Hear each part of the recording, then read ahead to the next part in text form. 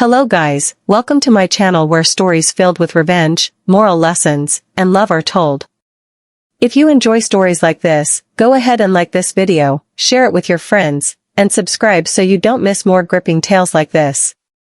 From the outside, my family looked like the definition of success. My father, Leonard Hale, was a respected corporate attorney with a spotless reputation, the kind of man who shook hands firmly, looked people in the eye, and seemed to have all the answers.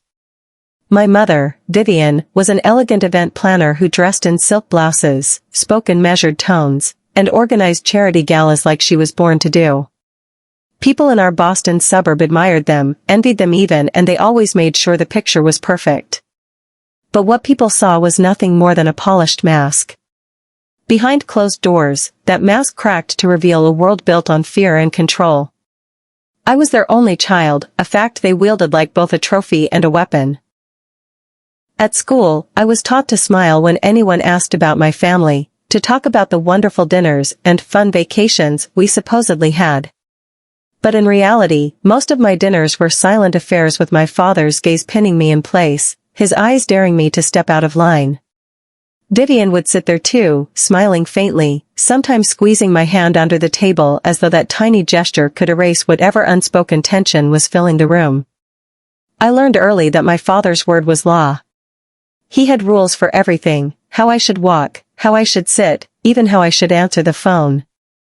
Any deviation was met with lectures that could stretch on for hours or with punishments that left me crying into my pillow. And when Vivian wasn't looking, or sometimes even when she was, he would grab my arm too tightly, shove me against a wall, or slam his fist on the table hard enough to make my heart leap into my throat. Still, I clung to the things that made me feel alive. Writing was my escape. I filled notebook after notebook with short stories, poems, and secret diary entries about the things that happened in our house.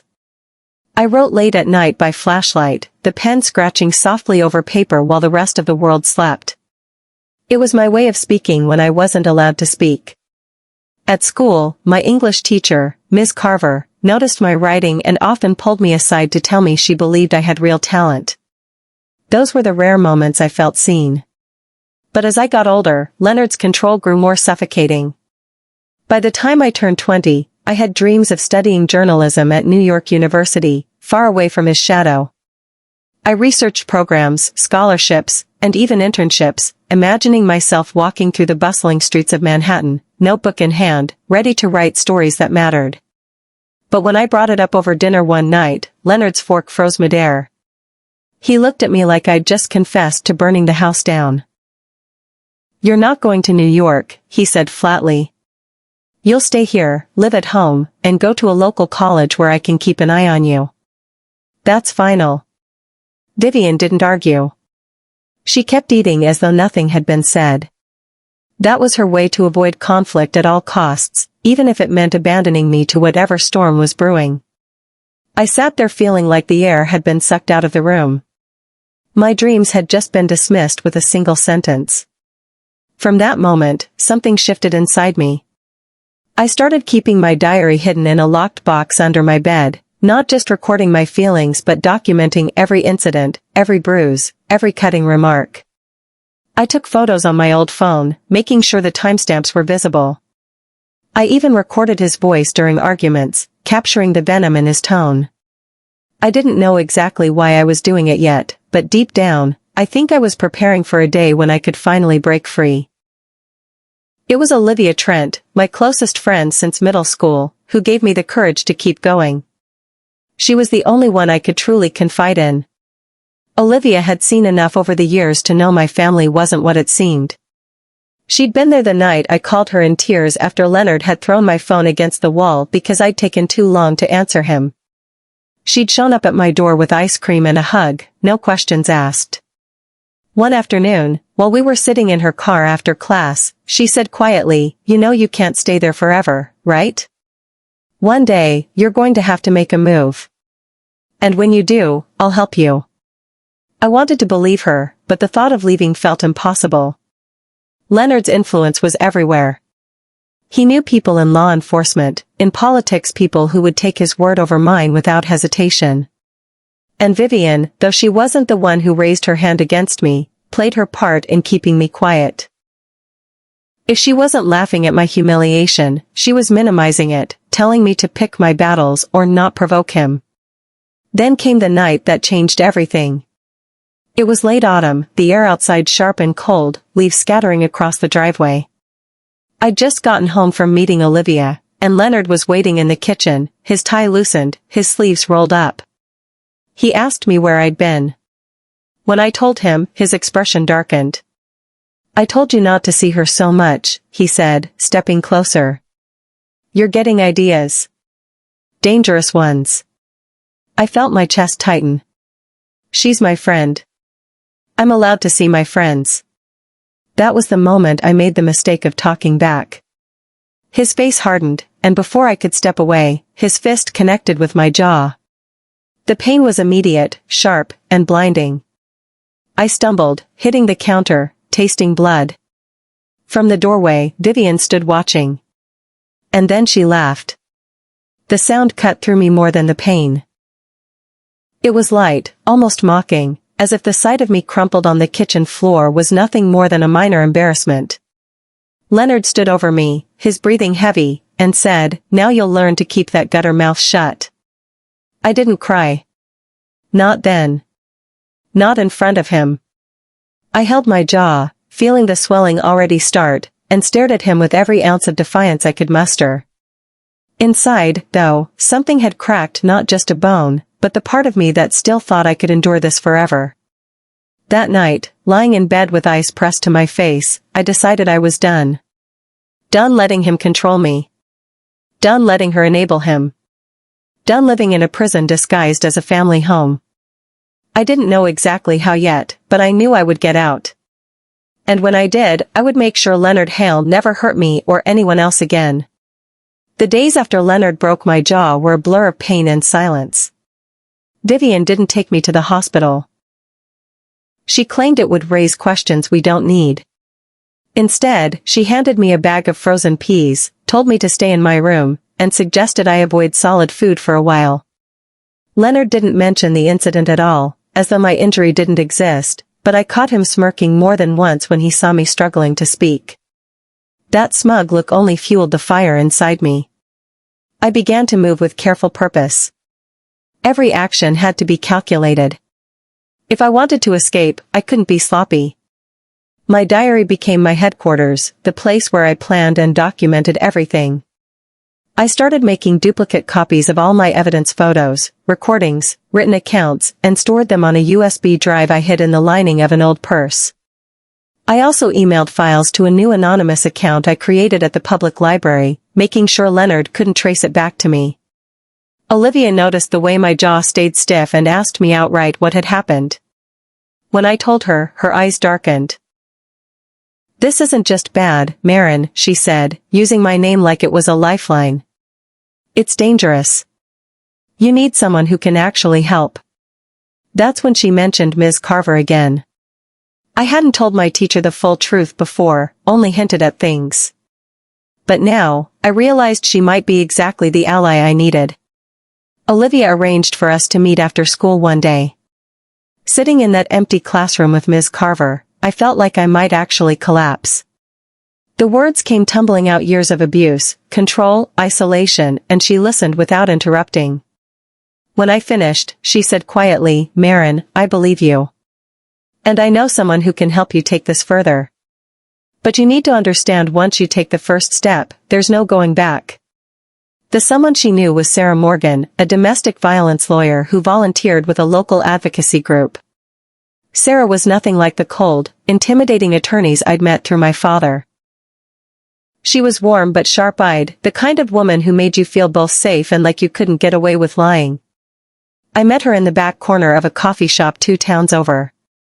After listening to my story and looking at some of my evidence, she said, "What you have here is strong. But you're right, his reputation will make this hard. We need more. Enough to crush his public image in one move." That became my mission. Every day, I collected something new: a cruel voicemail, a photo of a bruise, a snippet of conversation where his voice dripped with contempt. I even managed to set my phone to record while we ate dinner, catching a chilling exchange where Leonard threatened to make an example out of me if I didn't follow his rules. Meanwhile, I played the part of the obedient daughter. I stopped mentioning New York, stayed home more, and let him think he'd broken me. It was exhausting, but it gave me room to work unnoticed. Vivian seemed almost relieved by my sudden compliance, which only confirmed what I already knew. She preferred peace at any cost, even if it was bought with my suffering. The idea for how to expose him came to me one evening when Leonard was bragging about his upcoming birthday party. It was going to be a big gathering of colleagues, political acquaintances, and family friends. He wanted speeches, toasts, the whole thing. That's when I realized, if I revealed the truth in front of all those people, there would be no hiding. No spinning the story. It would be the perfect stage. I told Sarah my plan, and she helped me refine it. We decided to use a projector to display photos and transcripts from my recordings. Olivia offered to control the tech from her phone during the party so I could focus on speaking. Ms. Carver even connected me with someone from the advocacy group who could be there in person, ready to call the police once the evidence was shown. As the day approached, my nerves were a constant hum beneath my skin. I kept replaying the scene in my head of what I would say, how people would react, what Leonard might do when cornered. Fear was always there, but so was a strange kind of exhilaration. For once, I wouldn't be the one cowering in the corner. The morning of the party, Leonard was in high spirits. He handed me a list of tasks: help with decorations, check on the caterers, and make sure the sound system was set up. I nodded along, hiding the fact that I'd already tested the sound system for my own purposes. Vivian floated around in a gold dress, her hair perfectly styled, smiling as though this was the happiest day of her life. As the guests began to arrive, I moved through the room, greeting people politely, all the while scanning for Olivia and Sarah. When I spotted them near the back, I felt a rush of calm. They were my anchors in this storm. Olivia gave me a small nod as the signal that everything was ready. Leonard's friends toasted him one after another, praising his brilliance, his leadership, and his so-called integrity. I sat quietly until it was my turn to speak. He'd asked me to say a few words, probably expecting some sweet, submissive tribute to his greatness. Instead, I walked to the microphone with my hands steady and my heart pounding. Before I say what I planned, I began, my voice clear. There's something everyone here needs to know about the man you're celebrating tonight. The room shifted. Conversations hushed. Leonard's smile faltered. Behind me, the projector flickered to life, showing the first photo of my jaw swollen and bruised, dated just weeks before. A murmur rippled through the crowd. Then came the audio clips of his voice, cold and venomous, threatening me, mocking me, telling me I was worthless. The photos that followed left no doubt: bruises on my arms, a black eye, timestamps proving they'd happened over months, even years. This, I said, turning back to face the crowd, is the real Leonard Hale. The man who taught me that fear could be a language. The man who told me I'd never have a life outside his control. The man my mother chose to protect instead of me. My voice didn't shake. Vivian gasped, her hand flying to her mouth. Leonard took a step toward me, but before he could reach the microphone, Sarah stepped between us. "Don't," she warned, her voice low but firm. Someone in the crowd was already calling the police. Others were whispering, their eyes darting between me and the evidence flashing behind me. The perfect image was crumbling in real time, and I could see the panic in Leonard's eyes. I took a deep breath, letting the weight of the moment settle. For years, you thought you could hurt me and hide behind your reputation. But tonight, everyone sees you for who you are. And I'm done being silent. As I stepped away from the microphone, the sound of murmurs and shifting chairs filled the room. The sirens in the distance grew louder. My hands were shaking now, but it didn't matter. I'd done it. I'd ripped the mask off in front of the very people who had once admired him. Leonard's arrest was swift and shocking to the guests who had once praised him. Vivian stood frozen, her face pale, watching as he was led out in handcuffs. I didn't look back. I walked straight out the front door into the cool night air, Olivia and Sarah at my side. I didn't know exactly what the next chapter of my life would look like. But for the first time in years, I felt the weight lift from my chest. The prison doors had opened and I was stepping out. The hours after Leonard's arrest felt like they belonged to someone else's life. One moment I had been standing in a room full of gasping, whispering guests, the next I was in the back of Sarah's car, driving away from the only home I had ever known. I didn't even take a bag. Everything I owned in that house suddenly felt tainted, as if carrying it with me would bring pieces of him into my new life. We went straight to a safe apartment arranged by the advocacy group, small, but warm, with second-hand furniture and clean sheets. Sarah insisted I take the bedroom, while she stayed in the living room to make sure I felt secure through the night. I didn't sleep. My mind replayed every sound from the party, the gasp when the first photo appeared, the collective silence after the last recording ended, the click of the handcuffs closing around Leonard's wrists. I had imagined that moment for so long, but the reality was even sharper.